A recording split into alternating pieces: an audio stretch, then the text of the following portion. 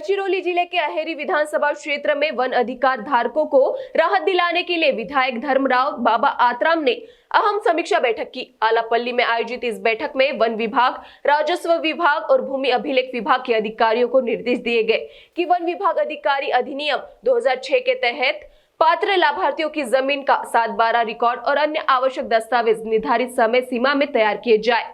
विधायक ने कहा कि पात्र वन अधिकार धारकों को कृषि अनुदान, फसल बीमा, फसल ऋण, प्राकृतिक आपदा मुआवजा, फार्मर आईडी और अन्य सरकारी योजनाओं का लाभ समय पर मिलना चाहिए।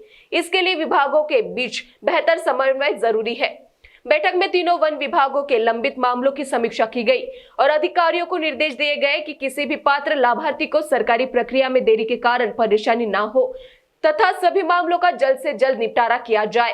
याच्यामध्ये असं आहे की ट्रायबल ॲडव्हायझरी काउन्सिल महाराष्ट्र राज्याचा बैठक झाला होता। त्यानिमित्ताने माननीय मुख्यमंत्री त्या काउन्सिलचे अध्यक्ष असतात। त्याच्यामध्ये मंत्री असतात 5-6, सगळे सचिव असतात, चीफ सेक्रेटरी असतात आणि सर्व आमदार, आदिवासी आमदार असतात, खासदार असतात। हा म्हणजे हाय लेवल कमिटी आहे ज्याच्या माध्यमातून जे निर्णय तिथे होतो ते बाइंडेड असतो आणि त्या दृष्टिकोनातून त्या कार्यक्रमामध्ये जे बैठकीमध्ये जे काही विषय निघाले त्याच्याबद्दल चर्चा करण्याकरता आपण आज मीटिंग आयोजित केलं।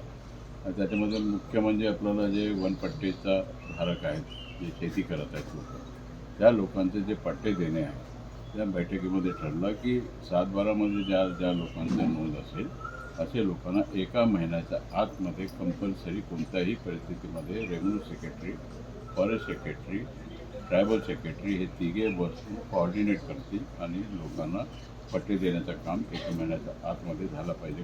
कोणत्याही परिस्थितीमध्ये अशा प्रकारचा आदेश माननीय मुख्यमंत्री यांनी दिला।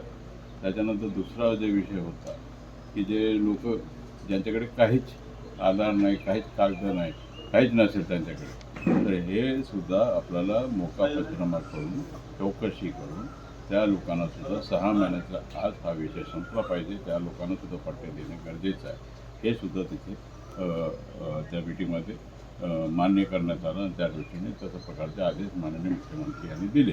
तर त्या दृष्टीने आपण जे बैठक आज आपण आयोजित केलं ते हे सगळं त्या सर्व अधिकाऱ्यांसोबत बसून त्यांना सांगायचं काम आपण केलेलं आहे आणि यापुढे हे सगळं काम करतील अशा प्रकारची अपेक्षा मी व्यक्त करतो।